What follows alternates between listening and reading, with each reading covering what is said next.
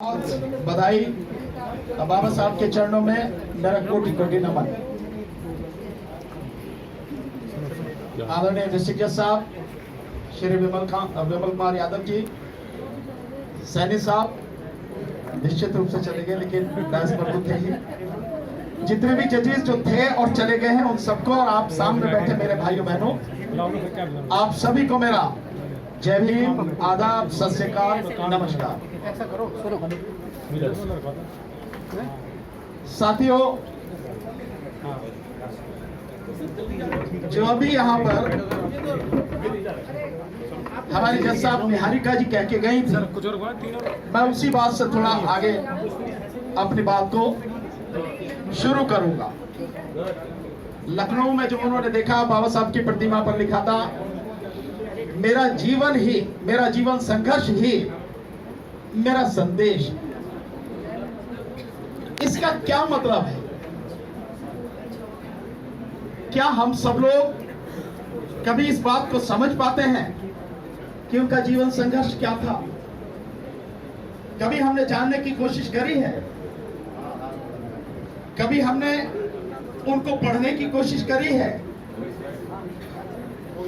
जिन कठिनाइयों से वो सर्वोच्च शिखर पर पहुंचे, कभी हमने प्रयास किया है कि उनके उस जीवन संघर्ष को शुरू से लेकर आखिर तक जाने हम?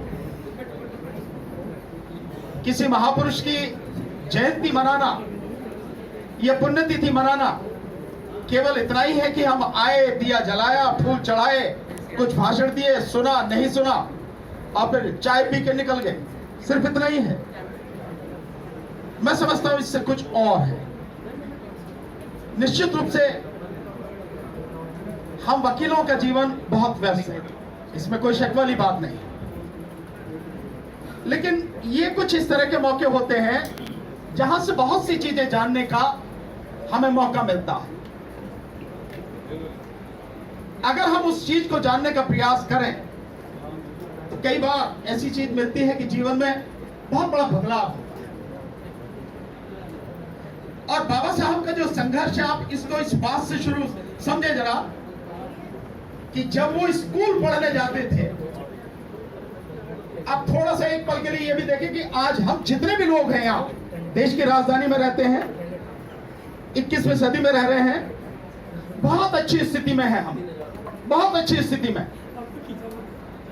लेकिन वो जब पढ़ने जाते थे, आप कल्पना कीजिए कि इस देश का सबसे महान व्यक्ति अपने स्कूल टाइम में दरवाजे के बाहर जहां सबकी चप्पल उतरती थी वहां बैठ कर पढ़ता था, उसे कमरे में भी नहीं आने दिया जाता था। उस सब के बावजूद भी आज उसी इंसान का नाम है जो कमरे में बैठ के पढ़ते थे, अच्छे घरों से थे, उनके नाम का, उनके अस्तित्व का कहीं अता पता भी नहीं है। यह है संघर्ष, यह है तरक्की। हमने कभी प्रयास किया है कि हम इससे कुछ सीख लें? कभी नहीं इस कोशिश करते साथ। और उनके जीवन का संघर्ष यह है साथियों, कितनी ही विपरीत परिस्थितियों के विरुद्ध जाकर, धारा के विरुद्ध जाकर उन्होंने उस जमाने में संघर्ष किया। और इसका अंदाजा आप उस समय से लगा सकते हैं कि जिस समय वो महाराजा बड़ौदा का यहाँ जिक्र आया, महाराजा बड़ौदा के यहाँ पर जो उनका अकाउंटेंट थे उसका काम देखते थे और चपरासी भी फाइल दूर से फेंकता था। उस बड़ौदा में उन्हें रहने के लिए कमरा नहीं मिला, और जो कमरा भी मिला वो भी जिस समय उनके विषय में पता लगा कि यह अछूत है तो उनका सामान सारा उठा के बाहर फेंक दिया। उन विपरीत परिस्थितियों में वो किसी से डरे नहीं, किसी के सामने झुके नहीं और अपने संघर्ष के लिए निरंतर प्रयास करते रहे। आप उनके जीवन संघर्ष के विषय में सोचें। अगर आप जाएंगे तो जब इंग्लैंड में वो पढ़ते थे, बहुत समय ऐसा था कि मुश्किल से 2 ब्रेड चाय वगैरह पीकर ही वो गुजारा करके अपनी पढ़ाई लगातार करते थे। किसी को सिंबल ऑफ नॉलेज दुनिया में ऐसे ही नहीं दिया जाता।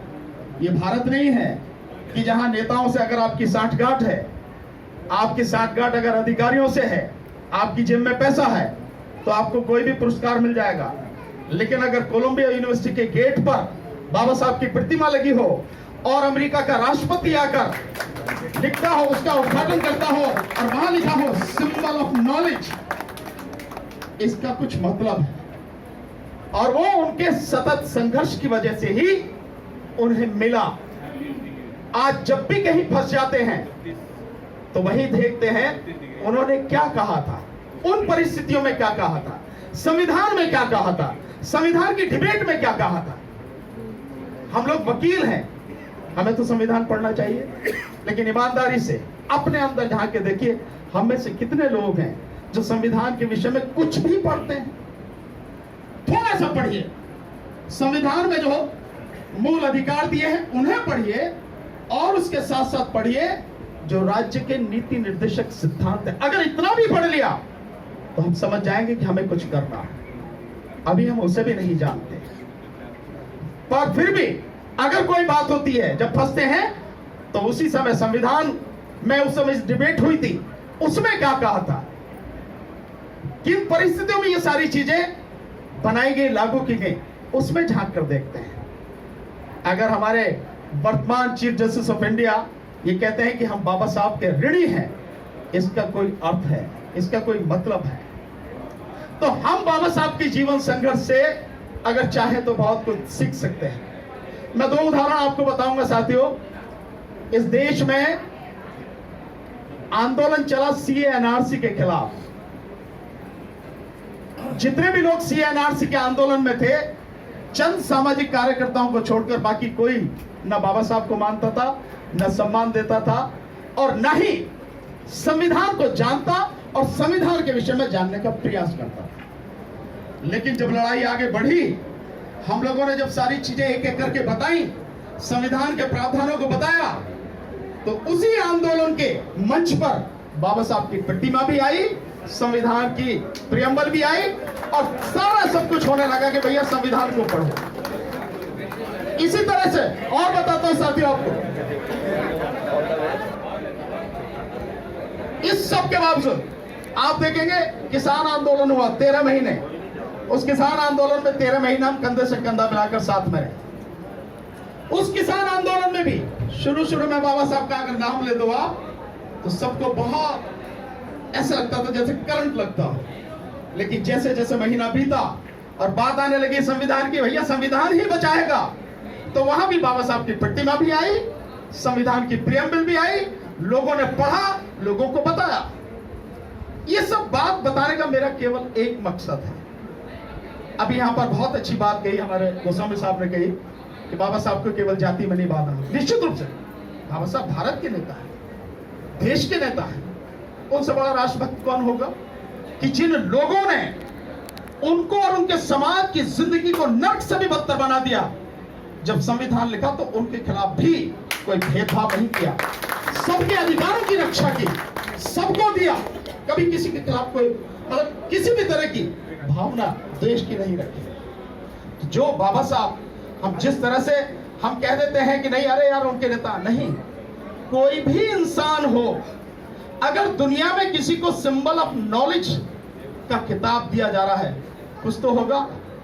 उसको जानने में, उसको पढ़ने में जाति और धर्म से अलग हटकर क्या जाता है हमारा। और जिसने बाबा साहब को पढ़ा, उसकी हिम्मत नहीं हुई कि उनके खिलाफ एक शब्द भी बोल पाए। तो हम जानते नहीं हैं, अपनी जाति के अहंकार में, अपने धर्म के अहंकार में जो मन में आता है हमको कह देते हैं। लेकिन जिसने पढ़ लिया, उसका सर उनके सामने झुके बिना रहता नहीं है, क्योंकि वो वाकई में महामानव है। महामानव यूं ही नहीं कोई बन जाता। आज जैसे मैंने अभी आपको बताया, हम बहुत अच्छी स्थिति में हैं। आप कल्पना कर सकते हैं कि बाबा साहब बैठे हुए पढ़ रहे थे, बच्चा बीमार था, और उनको डॉक्टर को बुला के दिखाया बच्चे को, और पर्ची उसने दवाई लिख के दी, बाबा साहब को जाके दे दी, ये दवाई मंगा लो। बाबा साहब ने पर्ची ले दी थी, हाथ में रखे, दवाई नहीं मंगा पाए और बच्चे की डेथ हो गई। और उसके बाद जब डेथ हो गई तो कहा भाई दवाई के भाई पैसे नहीं, तो कह रहे अंतिम संस्कार के लिए तो कुछ करो। कि अंतिम संस्कार के बाद अगर कुछ होता तो दवाई नहीं मंगा लेता, मैं दवाई ही नहीं मंगा लेता। लेकिन इतनी बुरी परिस्थितियों में रहते हुए भी उन्होंने हर इंसान के लिए किया, सबके लिए। आज मुझे कहना नहीं चाहिए, पर फिर भी मैं समझता हूं कहना जरूरी है। हमारे देश में लोग कहां कहां भटकते फिरते हैं, कहां कहां। अगर हम ध्यान से ऐसे महापुरुषों के जीवन संघर्ष को पढ़ लें और अपने देश के संविधान को पढ़ लें, तो मैं समझता हूं कहीं भटकना नहीं पड़ेगा। अभी हमारे साथी कह रहे थे, बहुत अच्छी बात कह रहे थे, हम लीगल फ्रेटर्निटी हैं। मैं आपसे एक सवाल करता हूं, कितना संघर्ष किया है आपने देश के लिए? बताइए आप सब लोग। इस दिल्ली में 60,000 से ज्यादा वकील हैं, इस देश में लाखों वकील हैं। जब देश इतने बुरे दौर से गुजर रहा है, कहां है आपका संघर्ष? ये दिखाई देता है? वकील कितनी भी बुरी स्थिति में हो, लेकिन आज भी कितनी भी बुरी सरकार हो, कैसा ही भी पुलिस प्रशासन हो, कैसा ही भी शासन हो, लेकिन अगर 4 वकील काला कोट पहन के कहीं चले जाएंगे, हिम्मत नहीं है सरकार के प्रशासन की कुछ भी उनके अगेंस्ट कर जाए। लेकिन हम कर क्या रहे हैं? 13 महीने मैंने देखा किसान आंदोलन में, क्या केवल किसानों का आंदोलन था वो? कहां थे हमारे वकील साथी? कितने लोग दिखाई देते थे? जो CA/NRC का आंदोलन था, क्या मुसलमानों का आंदोलन था? नागरिकता का जो कंसेप्ट सरकार ने पेश किया, मैं आपके सामने बात करता हूं, देश के होम मिनिस्टर ने यह बात कही थी, रिकॉर्डेड है, एक पत्रकार को कही थी कि वही व्यक्ति देश का नागरिक माना जाएगा, और संविधान के विरुद्ध कह रहा है देश का गृह मंत्री कि वही व्यक्ति नागरिक माना जाएगा जो अपने माता पिता का जन्म का प्रमाण पत्र लाकर देगा। यहाँ तो सारे वकील हैं, हाथ उठा के बताना कौन कौन लाके देगा अपने माता पिता का? नहीं ला सकता निश्चित रूप से। पर मैं आपसे जानना चाहता हूं, इसका मतलब यह है कि नागरिक आप भी नहीं है, बकौल देश के गृह मंत्री भी। पर क्या आपने आवाज उठाई? आपने सोचा मुसलमानों का आंदोलन है? नहीं, वो आंदोलन भी देश का आंदोलन था, किसान आंदोलन भी देश का आंदोलन है। और आने वाले समय में जिस तरफ देश को ढकेला जा रहा है, अगर वकील खड़े नहीं हुए तो आपको कोई माफ नहीं करेगा। मैं इतनी ही बात कह सकता हूं जो मुझे दिखाई दे रहा। हो सकता है आप मेरी बात से सहमत ना हो, पर मैं तो रोज संघर्ष में ही हूं, लगातार जनता के बीच में हूं, बातें देख रहा हूं, कर रहा हूं, संघर्ष कर रहा हूं। अगर आप खामोश बैठे रहे और सरकारें जिस तरह से काम कर रही हैं, ये आपका काला कोट, या जज साहब चले गए सारे के सारे, ये अदालतों में ताला लगेगा, और अदालतों में ताला लगते ही जो हमारा काला कोट है ये फुंटी पे टांगना पड़ेगा।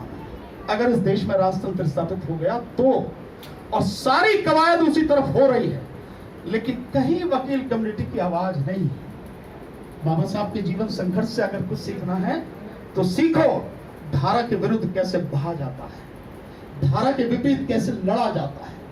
तमाम विपरीत परिस्थितियां हो, सबके बावजूद भी सीना तान के अपनी बुद्धि और विवेक के दम पर, अपने ज्ञान के दम पर, अपने प्रज्ञा के दम पर कैसे समाज को बचाया जाता है और उसके अधिकारों का संरक्षण किया जाता है। सीखो साथी। मैं समझता हूं बात तो बहुत कुछ है कहने के लिए, पर समय भी काफी हो गया है। तो मैं समझता हूं अपनी बात को मैं धीरे धीरे यही समाप्त करूं, लेकिन आपसे इतना ही कहूंगा साथियों, जरूर एक बार समय निकाल के पढ़ो। इंग्लिश में उनके ऊपर बहुत अच्छी किताब है, वैसे तो महाराष्ट्र गवर्नमेंट ने, आप चाहे तो पूरी पढ़ सकते हैं, बाबा साहब doctor Ambedkar writings and speeches, Maharashtra government ने छापी है, करीब 21 वॉल्यूम में है। इसके अलावा उसका हिंदी में भी अनुवाद है, आप उन्हें भी पढ़ सकते हैं। अपनी भलाई के लिए पढ़िए, जानने के लिए पढ़िए कि उस समय क्या था। अभी जैसे रिजर्व बैंक के विषय में बताया, उस समय लेबर कानून, जिस समय बाबा साहब गवर्नर जनरल की काउंसिल के लेबर मेंबर थे, यानी लेबर मिनिस्टर थे, उस समय तो देश आजाद भी नहीं हुआ था, तब लेबर कानून उन्होंने बनवाए, लेबर के हक में तब कानून उन्होंने बनवाए 1942 से 46 के बीच में। उस दौरान की बात है। जितने बड़े बड़े आज डैम देखते हैं आप, इनकी योजना उस जमाने में ब्रिटिश पीरियड में बनाई गई, बाबा साहब डॉक्टर अंबेडकर ने बनाई। कोई कहते था बाबा साहब ने बस इतना ही किया, दलितों क्या। ये बड़े दुर्भाग्य की बात है, हम जानना नहीं चाहते किसी इंसान के विषय में, हम जानते नहीं हैं, और जाति और धर्म का चश्मा जो हमारी आंखों पर पड़ा है, चढ़ा है, उसी के अंदर से हम झांकते हैं तो हम किसी इंसान की खूबसूरती देख ही नहीं पाते। हमारी प्रधानमंत्री इंदिरा गांधी जी ने कहा था कि मैं अगर आज प्रधानमंत्री हूं तो बाबा साहब डॉक्टर अंबेडकर की बता। आप जाइए, इस देश के इतिहास में जाइए, 1950 से पहले का जो इतिहास है, इस देश की आधी आबादी, महिलाओं की आबादी, और चीज को तो छोड़ दीजिए आप, किस तरह से उनको दबा के रखा गया, किस तरह से उनके सारे अधिकार छीने गए। पहले वो पिता के संरक्षण में रहेगी, शादी हो गई तो पति के संरक्षण में रहेगी, बच्चे हो गए तो बेटे के संरक्षण में रहेगी, उसका अपना कोई अस्तित्व नहीं है। उस अस्तित्व को समझा और उसके लिए संघर्ष किया और कानून दिया, लेकिन धर्म और जाति के नाम पर टांगे जिनकी कांपती हुई ऐसी सरकारें उस कानून को पास नहीं करवा पाए। लेकिन सच्चाई में बल होता है और उसी सच्चाई के दम पर वो सारा कानून जो हिंदू कोड बिल के नाम से था, बाद में एक एक करके टुकड़े टुकड़े करके सारा का सारा पास हुआ और हमारी महिलाओं को अधिकार मिले। लेकिन आज अगर महिलाओं से बात करें तो वो कहेंगे तो वो भगवान देने वाला है। अरे कोई भगवान देने वाला नहीं है, जिसने दिया उसे पढ़ लो, आप उसका आप भला भी मत करो या उसको आप मानो भी नहीं, पढ़ तो लो किसने दिया है, सच्चाई तो जानो आप। मैं अगर आज इस देश की राजधानी में सीना तान के चलता हूं, बोलता हूं, सरकार के खिलाफ, जिसके खिलाफ बोलने की हिम्मत नहीं होती उसके खिलाफ लड़ता हूं, बोलता हूं, तो सिर्फ इसके पीछे ताकत अगर कोई है बाबा साहब डॉक्टर अम्बेडकर, और कोई ताकत नहीं। तो बिल्कुल सही कहा साथियों ने, 2 पेज पढ़ लो और डिस्ट्रिक्ट जज साहब कह के 2 लाइन ही पढ़ लो। पढ़ो साथियों, जानो साथियों, जब ही जानेंगे, जब पढ़ेंगे बहुत कुछ मिलेगा। इतना अनमोल खजाना है, आप माला माल हो जाएंगे, आपके अंदर का डर निकल जाएगा, आपके अंदर का अविश्वास निकल जाएगा, झूठ भाग जाएगा। लोग जरा सी बात में घबरा जाते हैं, सब घबराहट खत्म हो जाएगी। ऐसा व्यक्तित्व है। मैं जो मानता हूं, निश्चित रूप से देश में बहुत महापुरुषों हैं, दुनिया में बहुत महापुरुषों हैं, लेकिन अगर केवल एक व्यक्ति मुझे चुनना पड़े तो मैं केवल बाबा साहब डॉक्टर अम्बेडकर को चुनूंगा। अगर उनके जीवन संघर्ष को ही मैं समझ पाऊं या कोई समझ पाए, किसी और से प्रेरणा लेने की उसे जरूरत नहीं है। इतना विशाल, इतना महान व्यक्तित्व है। आज आपने मुझे बुलाया, मेरे जो साथी हैं आर.के. गौतम साहब, दीवान सिंह साहब, सतीश जी और जितने भी साथी हैं, अम्बेडकर जयंती समारोह की जितनी पूरी टीम है, उन सबका मैं दिल से आभार व्यक्त करता हूं कि आपने मुझे इस काबिल समझा और यहाँ बुलाकर सम्मान दिया, बोलने का मौका दिया। कभी और मौका मिलेगा तो निश्चित रूप से और बात बताऊंगा। काफी समय हो गया, आपको जाना भी है। आप सभी को नमो बुद्धाय, जय भीम, आदाब, सत श्री अकाल, नमस्कार। सब चीजें होंगी वालिया साहब प्लीज। अभी हमारे मुख्य वक्ता जी थे भानु प्रताप सिंह जी, और शायद आपको लगा होगा कि हमने मुख्य वक्ता के तौर पर उनको क्यों बुलाया, वो उन्होंने अपने आप को साबित भी किया होगा। मैं समझता हूँ आप लोगों ने ये चीजें सीखी होंगी। बहुत ही बढ़िया विचार दिए इन्होंने, शायद हमारे जो है खून में गर्मी ला दी इन्होंने, पढ़ने के लिए भी और कुछ करने के लिए भी। तो बस अब समापन की प्रक्रिया की तरफ हम बढ़ते हैं। सब लोगों का, जितने लोग आए हैं, नए पुराने हमारे साथी पदाधिकारी, कुछ हमारे पूर्व जजेज भी हैं हमारे साथ इस कार्यक्रम में शामिल हुए हैं, उन सबका बहुत बहुत धन्यवाद। जितने भी हैं मैं नाम